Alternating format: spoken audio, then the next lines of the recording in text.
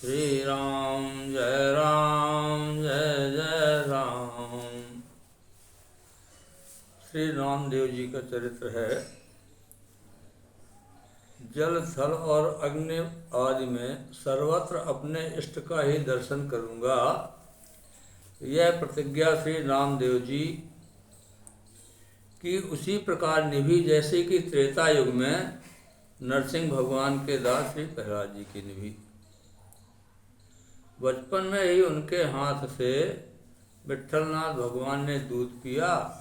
एक मरी हुई गाय को आपने जीवित करके असुर यवनों को अपने भजन बल का परिचय दिया। फिर उस यवन राजा के द्वारा दी गई सैया को नदी के अथाह जल में डाल दिया। उसके आग्रह पर उसी तरह की अनेक सैयाएँ निकाल कर दिखा दी। पंढरपुर में पंढरीनाथ भगवान के मंदिर का द्वार उलटकर अपनी ओर कर लिया। इस चमत्कार को देखकर मंदिर के पुजारी सभी श्रोत्रिय ब्राह्मण लोग संचित और लज्जित हो गए। प्रेम के प्रभाव से पंढरनाथ भगवान आपके पीछे पीछे चलने वाले सेवक की तरह कार्य करते थे। आग से जल जाने पर अपने हाथों से भगवान ने आपका छप्पर छाया। नामदेव जी के जन्म की दिव्य घटना।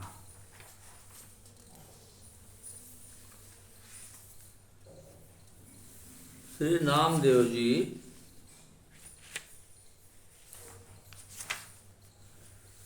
बचपन में खिलौने खेलते थे। आप खेल में ही भगवान की सेवा पूजा करते थे। वे किसी काष्ठ या पाषाण की मूर्ति बना लेते और फिर उसे बड़े प्रेम से वस्त्र पहनाते, भोग लगाते, घंटा बजाते तथा नेत्र बंद करके मन में अच्छी तरह भगवान का ध्यान करते। वे जैसे जैसे इन कार्यों को करते थे वैसे वैसे वे अत्यंत सुख पाते थे। प्रेमवश उनके नेत्रों में जल भर आता।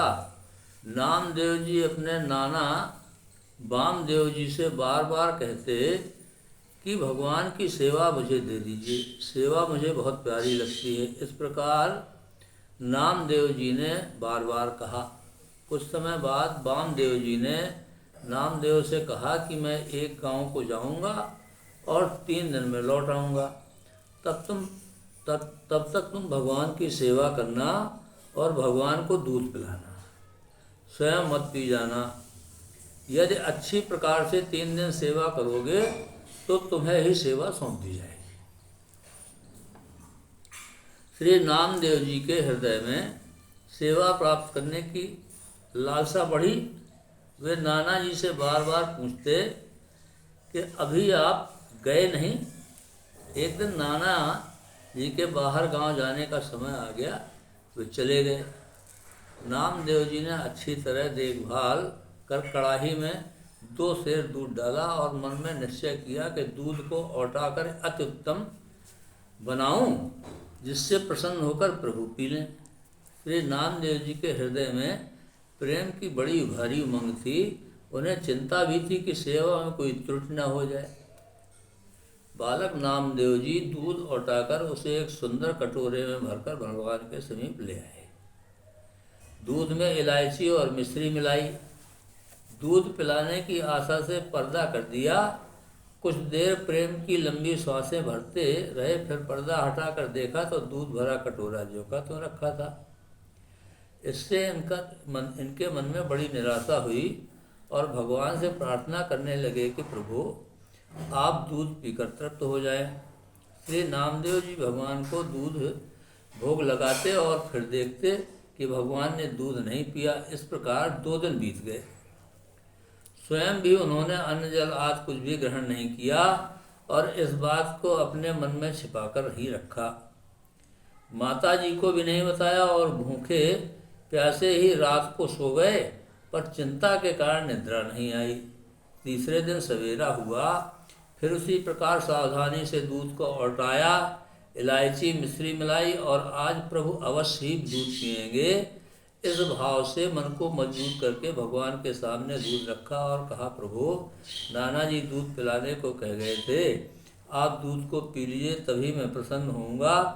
इतने पर भी जब भगवान ने दूध नहीं पिया तब नामदेव जी बोले, मैं बारंबार आपसे दूध की विनती करता हूँ परंतु आप दूध नहीं पीते। कल प्रातः नाना जी आ जाएंगे और वे हम पर रुष्ट होंगे, फिर कभी सेवा मुझे नहीं देंगे, इसलिए मेरे जीने से ऐसे जीने से तो मरना ही अच्छा है। ऐसा कहकर छुरी निकाली और भगवान को दिखाकर अपना गला काटने के लिए गले पर छुरी चलाना ही चाहते थे कि भगवान ने हाथ पकड़ लिया और कहा कि अरे ऐसा मत करो, मैं अभी दूध पीता हूँ। यह कहकर भगवान दूध पीने लगे। श्री नामदेव जी ने देखा कि ये तो सब दूध पी जाएंगे, तब बोले कि थोड़ा सा प्रसाद मेरे लिए रहने दीजिए, क्योंकि नाना जी के भोग लगाने पर मैं सदा दूध का प्रसाद पीता था। प्रसाद दो, परेशान ना हो, पंखा ना हो तो हल्का चला दिया जाए। चौथे दिन वामदेव जी गांव से लौटकर आए और नामदेव से पूछा, अच्छी प्रकार सेवा की या नहीं। यह पूछा तो उन्होंने अत्यंत प्रेम रंग से भरकर दूध पान लीला का सारा वर्णन किया। यह सुनकर वामदेव जी ने कहा कि मेरे सामने फिर पिलाओ, तब हम जाने। तब श्री नामदेव जी ने उसी प्रकार दूध तैयार करके भगवान के सामने रखा और भगवान ने नहीं पिया।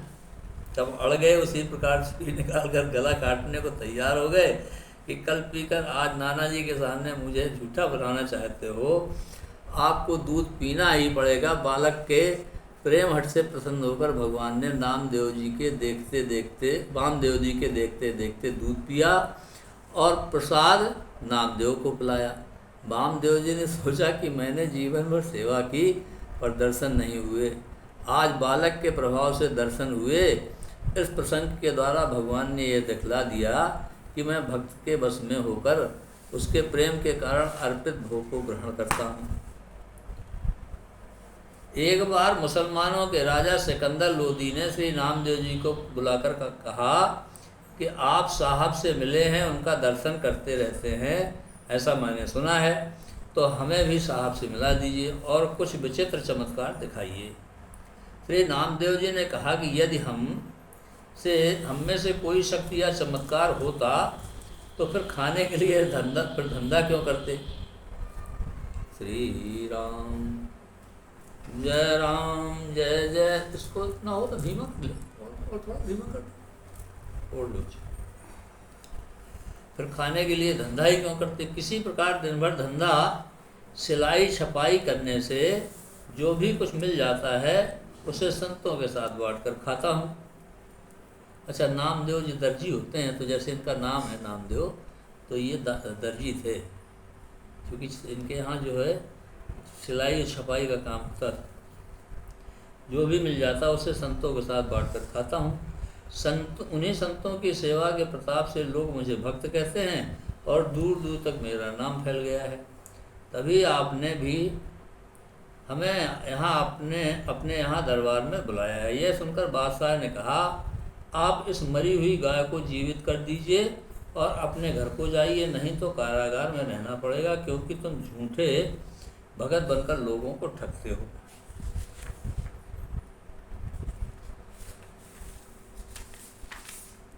तब आपने सहज भाव से एक प्रार्थना पद गाकर गाय को जीवित कर दिया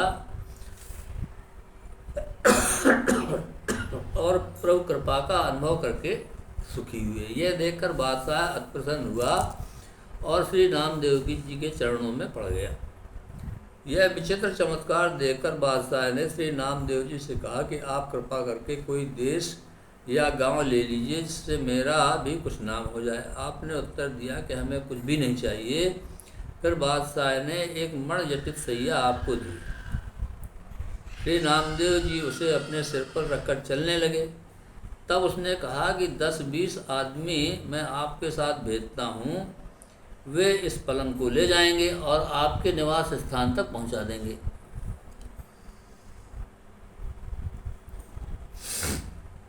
आपने बिल्कुल मना कर दिया और कहा कि ये भगवान के शयन का पलंग है, मैं उनका सेवक हूँ, अतः मुझे ही अपने सिर पर रख ले जाना चाहिए। फिर भी बादशाह ने कुछ रक्षक भेजे। आगे आपने विचार किया कि यह मूल्यवान वस्तु है, इससे अनेक संकट आ सकते हैं, भजन में बाधा हो सकती है। इस कारण मार्ग में श्री यमुना नदी के अथाह जल में उस पलंग को डाल दिया। राजा को इसकी सूचना मिली तो वह चौंक कर आश्चर्य में पड़ गया। सिपाहियों से कहा, उन्हें शीघ्र बुला कर लाओ। श्री नामदेव जी फिर आए और बोले कि अब क्यों बुलाया। तब बादशाह ने कहा कि जो पलंग मैंने आपको दे दिया है, जरा उसे यहाँ लाकर कारीगरों को दिखा दीजिए। उसी प्रकार का दूसरा नया बनवाना है।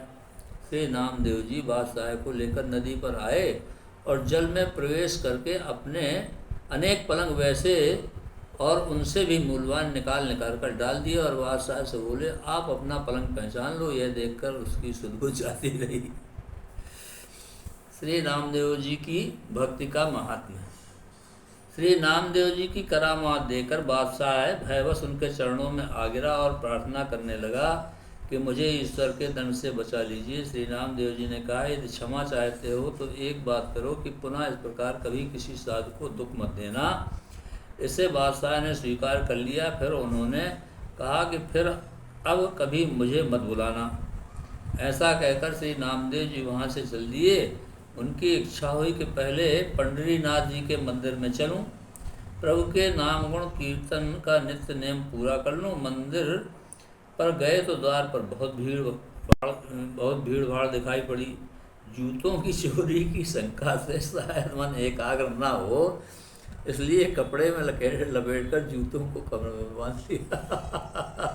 भक्तों की बड़ी विचित्र स्थिति है। पलंग को पलंग को फेंक दिया और जूतों की चोरी का डर। कैसी विलक्षण लीलाएं। जय हो प्रभु, जय हो। जूतों को कमर में बांध लिया, हाथों से भीड़ को हटाकर भीतर गए। दर्शन करके पदगार आरंभ करना ही चाहते थे कि किसी ने जूतों को देख लिया और रुष्ट होकर 5-7 चोटें लगाईं। फिर धक्का देकर मंदिर से बाहर निकाल दिया। परंतु श्री नामदेव जी के मन में पंडों के इस व्यवहार से थोड़ा भी क्रोध नहीं आया। अब श्री नामदेव जी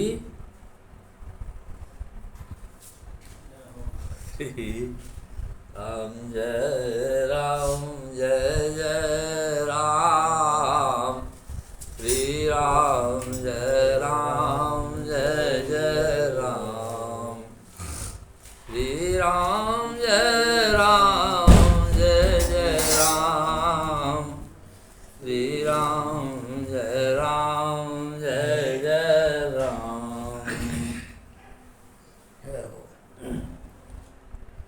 कल नामदेव जी की कथा का आरंभ होना था। हाँ। तो प्रसंग बड़ा होने के कारण उसको ये हुआ कि आज होगा।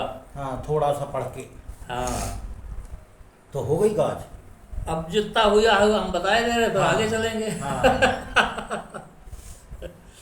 नामदेव जी अपने नाना के यहाँ रहते थे। तो नाना उनके भगवान की पूजा करते थे। नामदेव जी को बचपन से ही जब वो खिलौनों से खेलते थे तो लकड़ी के और पत्थर के भगवान बनाते थे और उनकी पूजा करते थे खेल खेल में भगवान, और उसमें उनको बड़ा आनंद आता था। तो और बार बार वो अपने नाना से कहा करते थे कि भगवान की पूजा का काम हमको आप दे दीजिए। तो उन्होंने कहा, नहीं, अभी तुम बालक हो, अभी तुम छोटे हो, फिर बाद में तुम पूजा लायक हो जाओगे तो तुम्हें पूजा का काम देंगे। खैर वो समय चलता रहा और एक दिन नाना ने कहा कि हमको 3-4 दिन के लिए बाहर जाना है, तो भगवान की फिर सेवा पूजा आपको करना है। तो उनका ठीक है। अब वो रोज़ उनसे पूछेंगे, नाना कब जाओगे, नाना कब जाओगे।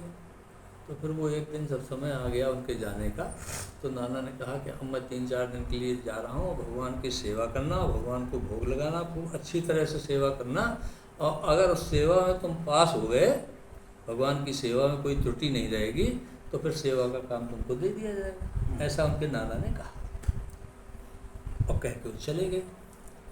अब नामदेव जी ने सोचा कि अब भगवान की बहुत अच्छी तरह से कैसे सेवा की जाए। तो उन्होंने 2-2.5 किलो दूध को आटा खूब बढ़िया रबड़ी उसकी बनाई कि भगवान को भोग लगाएंगे और भगवान इसका पान करेंगे। तो बढ़िया उन्होंने खूब ओढ़ के उसमें मिश्री डाली और इलायची डाली और डाल के भगवान के यहाँ उन्होंने रखा और पर्दा लगा दिया। प्रार्थना की कि भगवान भोग लगाइए। अब जब कुछ देर बाद पर्दा हटाया तो दूध ज्यों का त्यों रखा था। उन्होंने कहा अभी नहीं पिया, तो उन्होंने फिर पर्दा बंद कर दिया, फिर बैठे रहे, फिर देखा तो फिर वो ज्यों का त्यों रखा था। होते होते 2 दिन बीत गए और 2 दिन तक उन्होंने कोई अन्न जल ग्रहण नहीं किया। वाह। अन्न जल ग्रहण नहीं किया और माता जी को भी नहीं बताते थे कि हमने कुछ नहीं खाया, ऐसे सो जाते थे।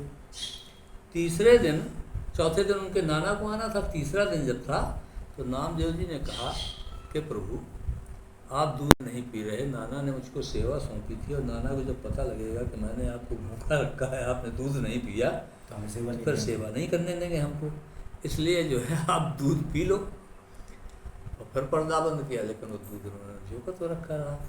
तो उन्होंने कहा कि फिर हमको ऐसे जीने से क्या फ़ायदा, कि हमको सेवा भगवान की मिलेगी नहीं, तो इससे अच्छा है कि हम जो है अपनी आत्महत्या कर लें। तो उन्होंने छुरी निकाल के और जैसे ही गले पे रखने के लिए, काटने के लिए रखा, तो भगवान ने हाथ पकड़ लिया। तो कहा कि रुको रुको, हम दूध पीते हैं, और दूध उन्होंने पी लिया। वाह। और जब पीने लगे तो उन्होंने भगवान को रोका कि रुको रुको रुको, सब मत पी लेना, मुझको भी तो दो। हम भी 3 दिन से भूखे हैं। नाना हमको देते थे प्रसाद रूप में, आप सब पी जाओगे। तो जो है भगवान ने कुछ बचा दिया तो उसका उन्होंने पान किया। आज चौथे दिन नाना आए तो नाना ने पूछा कि भगवान की सेवा आपने की, कोई त्रुटि तो नहीं रही। तो उन्होंने सारी घटना बताई कि ऐसे ऐसे ऐसे हुआ। तो जब घटना उन्होंने बताई तो उन्होंने कहा मुझको जीवन भर वो क्या करते करते कि ऐसा तो कभी हुआ नहीं। तो उन्होंने रामदेव से कहा कि अब मेरे सामने भी दूध पिलाओ। कहा ठीक है। तो फिर दूध का कटोरा रखा, पर्दा बंद किया कि अब तो पिए ही लेंगे, पीने लगे ये। और जब पर्दा खोला तो दूध ज्यों का त्यों रखा। 2-3 बार यही प्रक्रिया की। तो उन्होंने कहा कि प्रभु ये कौन सी लीला कर रहे, अब जब नाना आ गए तो आप दूध नहीं पी रहे, और दूध ना पियोगे तो हमारी सब बेकार हो जाएगी, किया जा रहा है आपको, आपकी सेवा मिलेगी नहीं। तो हम इस तरह से हम क्या करेंगे जी करके, जब हमको सेवा मिलना ही नहीं है। तो फिर उन्होंने वही प्रक्रिया दोहराई करने के लिए। तो भगवान ने फिर नाना के सामने उस दूध को पिया। नाना ने दूध को पिया नाना के सामने। तो नाना ने कहा कि धन्य है, हमको तो जीवन गुजर गया, आपके बहाने हमको दर्शन मिल गया। फिर उन्होंने सेवा उनको दी थी। अब उनकी बड़ी ख्याति हुई। जब उनकी ख्याति हुई तो राजा जो उस समय मुगल बादशाह था, उसने उनको बुलाया और उन्होंने कहा कि हमें साहब के दर्शन कराओ। हमने सुना है कि साहब के दर्शन आपको होते हैं, नित्य भगवान के आपको दर्शन होते हैं, तो हमें दर्शन कराओ और ये चमत्कार दिखाओ।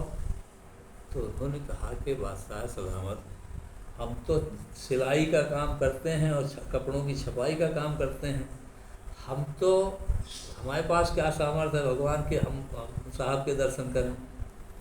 हमारे पास तो कोई सामर्थ्य है नहीं, हमारे पास समय कहाँ बचता है, उस काम से जो समय बचता है तो थोड़ा भगवान की सेवा कर लेते हैं। उन्होंने कहा नहीं नहीं, कुछ चमत्कार दिखाओ, नहीं तो कारागार में डाल देंगे।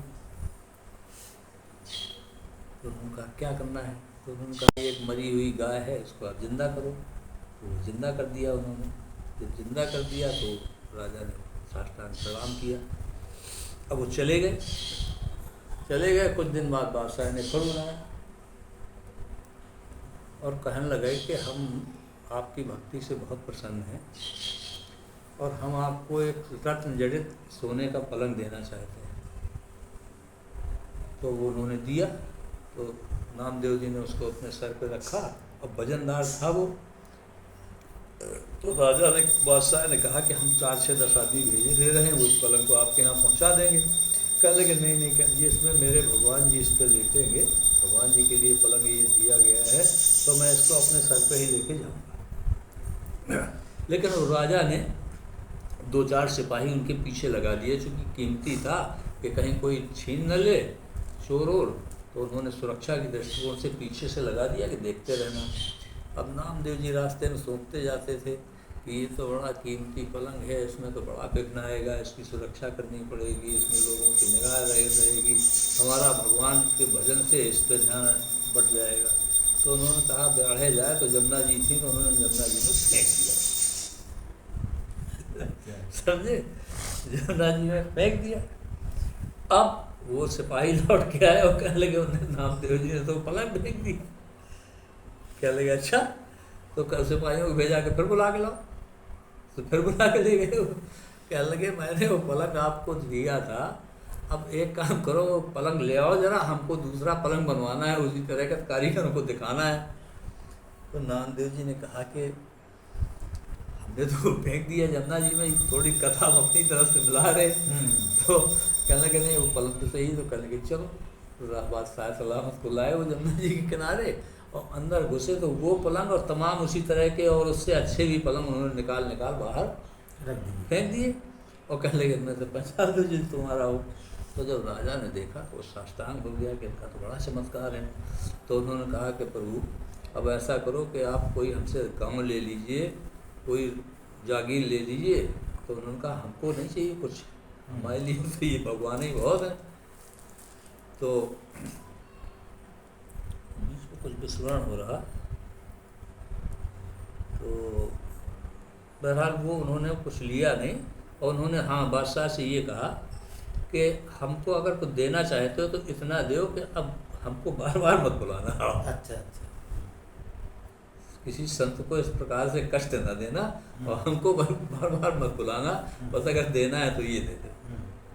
ठीक है। अब वहाँ से चले आए। अब विचित्र घटना आगे वाली सुनो, देखो समझे, मतलब तो नामदेव जी को हाँ दूध पीने का भगवान ने स्वयं मंत्र दे दिया। हाँ जब पहली बार तो दे दिया, तो दोबारा नहीं पिया तो उन्हें वही मंत्र कर शुरू कर दो। अब उन्होंने, अब विचित्र घटना ये है कि सोने का इतना मतलब कीमती पलंग तो उन्होंने फेंक दिया। अब आगे की घटना क्या हुई, श्री रामदेव जी की करामात देकर बादशाह भयवश उनके चरणों में गिरा और प्रार्थना करने लगा कि मुझे ईश्वर के दंड से बचा लीजिए। श्री नामदेव जी ने कहा ये क्षमा चाहते हो तो एक बात करो कि पुनः इस प्रकार कभी साधु को दुख मत देना। इससे बादशाह ने स्वीकार कर लिया। फिर उन्होंने कहा कि फिर अब कभी मुझे मत बुलाना। ऐसा कहकर श्री नामदेव जी वहाँ से चल दिए। अब उनकी इच्छा हुई कि पहले पंडरीनाथ जी के दर्शन मंदिर में चलूं, वहीं से बादशाह के यहाँ से चले, प्रभु के नाम गुण कीर्तन का नित्य नेम पूरा कर लूं। मंदिर पर गए तो द्वार पर बहुत भीड़ भाड़ देखी। तो उन्होंने कहा कि जूतों की चोरी की शंका से शायद मन एकाग्र न हो, इसलिए कपड़े में लपेटकर जूतों को कमर में बांध लिया। बड़ी विचित्र स्थिति ये देखो संतों की कि रत्न जैसे पलंग को तो फेंक दिया जमुना जी ने, और जूतों की चिंता हुई, भगवान के दर्शन करने जा रहे हो बांध लिए कमर में। हाथ से भीड़ को हटाकर भीतर गए। दर्शन करके पदगान आरंभ करना ही चाहते थे कि किसी ने जूतों को देख लिया और रुष्ट होकर 5-7 चोटें लगाईं, फिर धक्का देकर मंदिर से बाहर निकाल दिया। परंतु श्री नामदेव जी के मन में पंडों के इस व्यवहार से थोड़ा भी क्रोध नहीं आया। अब श्री नामदेव जी मंदिर के पिछवाड़े जाकर बैठ गए और भगवान से कहने लगे कि प्रभु आपने बहुत ही अच्छा किया जो मुझ में मार लगाई, मेरे अपराध का दंड तुरंत ही दे दिया। अब नित्य नियम के अनुसार पद गाता हूँ, सुनो। यह कर नामदेव जी पद गाने लगे, जिसे सुनते ही भगवान का हृदय करुणा से भर गया। भक्त को विरह व्यथित एवं दीन देखकर प्रभु व्याकुल हो गए। संपूर्ण मंदिर को घुमाकर श्री नामदेव जी की ओर द्वार कर दिया।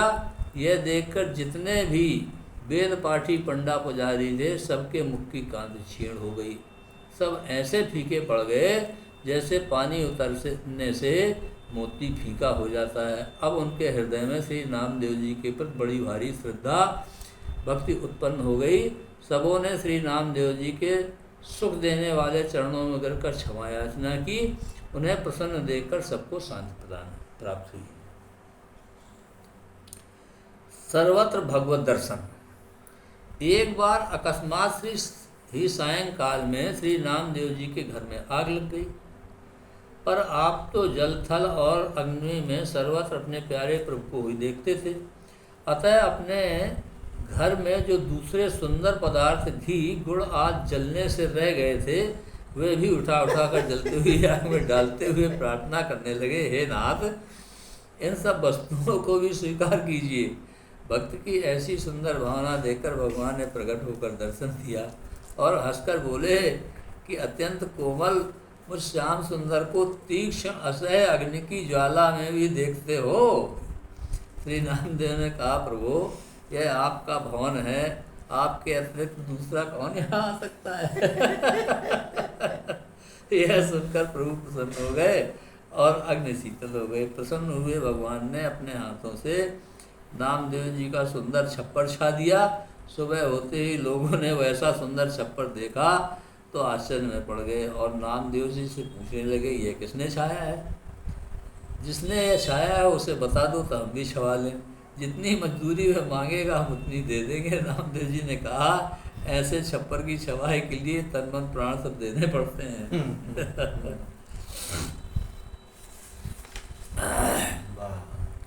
श्री नामदेव जी द्वारा तुलसीधर और राम नाम की महिमा का प्रागट। आज तुलसी दल, आज तुलसी विवाह भी है। हाँ, तुलसी विवाह भी। हाँ, तुलसी जी की देखो कथा आ गई इसमें। पंढरपुर में एक बहुत बड़ा धनी सेठ रहता था। उसके यहाँ तुलादान उत्सव हुआ। उसने अपने को सोने से तौलकर नगर के सभी लोगों को सोना दिया। सेठ ने लोगों से पूछा कि कोई रह तो नहीं गया। तब लोगों ने कहा कि श्री नामदेव जी भगवान के बड़े प्रेमी संत हैं, वे रह गए हैं।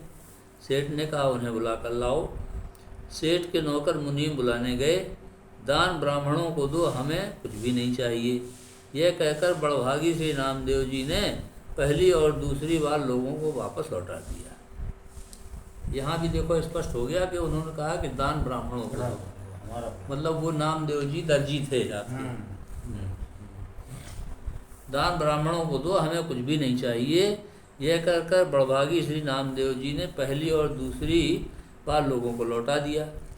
जाने से मना कर दिया, पर तीसरी बार अति आग्रह देखकर आप सेठ के घर पर आए और सेठ से बोले, तुम बड़े भाग्यशाली हो, कहो हमसे क्या कहते हो। सेठ जी ने कहा, आप मेरे द्वारा दिए गए कुछ धन को स्वीकार कीजिए, जिससे मेरा कल्याण हो। नामदेव जी ने कहा, तुम्हारा कल्याण तो हो गया, अब मुझे कुछ देने की आपकी प्रबल इच्छा है तो दीजिए। श्री नामदेव जी का एकमात्र प्रिय सर्वस्व श्री गोविंद चरण प्रिय तुलसी है। ऐसे श्री तुलसी के पत्ते में आधा राम नाम अर्थात केवल रा लिखकर उसे दिया और कहा कि इससे के बराबर तौल कर दे दीजिए। सेठ ने अभिमान पूर्वक कहा, महाराज क्यों हंसी करते हो, इतने थोड़े से सोने से क्या होगा, कृपा करके कुछ अधिक लीजिए, जिससे मुझ दाता की हंसी न हो। नामदेव जी ने कहा, इसके बराबर सोना तौलकर देखो तो सही, फिर देखो कि क्या विचित्र खेल होता है। ये तुम इसके बराबर पूरा करके सोना दे दोगे तो मैं तुम पर प्रसन्न होऊंगा। यह सुनकर सेठ जी एक तौलने का कांटा ले आए और एक ओर तुलसी पत्र तथा दूसरी ओर सोना चढ़ाया। उस समय बड़ा विचित्र आश्चर्य हुआ, सोने का ढेला तुलसी के पत्र के बराबर नहीं हुआ। सेठ जी उदास हो गए, जिससे 5-7 मन तौला जा सके ऐसा बड़ा तराजू मंगवाया।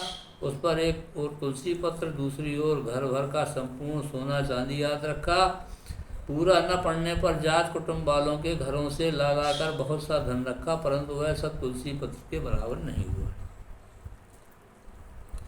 श्री राम नाम लिखित तुलसी पत्र के महत्व को देखकर घर के सभी स्त्री पुरुषों के समेत सेठ जी को बड़ा शोक तथा दुख हुआ। श्री नामदेव जी ने विचारा कि अभी इससे इन्हें तुलसी पत्र एवं श्री राम नाम की महिमा का पूरा अनुभव नहीं हुआ, इसलिए वे बोले, आप लोगों ने जितने व्रत दान और तीर्थ स्नान आदि पुण्य कर्म किए हों, उनका संकल्प करके जल डाल दीजिए। सभी लोगों ने पुण्यों का स्मरण कर करके संकल्प पढ़कर जल डाला, पर इस उपाय के करने से भी काम न चला। जिधर तुलसी पत्र रखा था वह पलड़ा अपने पैर भूमि में गाड़ रहा था। यह देखकर सभी लोग लज्जित हो गए और प्रार्थना करने लगे कि इतना ही ले लीजिए। श्री नामदेव जी ने कहा, हम इस तुच्छ धन को लेकर क्या करें, हमारे पास तो राम नाम धन है, यह धन उसकी बराबरी नहीं कर सकता। इस धन से कल्याण होना संभव नहीं है। नाम की और तुलसी की महिमा देखकर आज से इस धन को तुच्छ समझो और राम नाम रूपी धन से प्रेम करो। गले में तुलसी धारण करो, राम नाम जपो। यह कहकर श्री नामदेव जी ने सबके हृदय में भक्ति का भाव भर दिया। सबकी बुद्धि प्रेम रस से भीग गई। श्री राम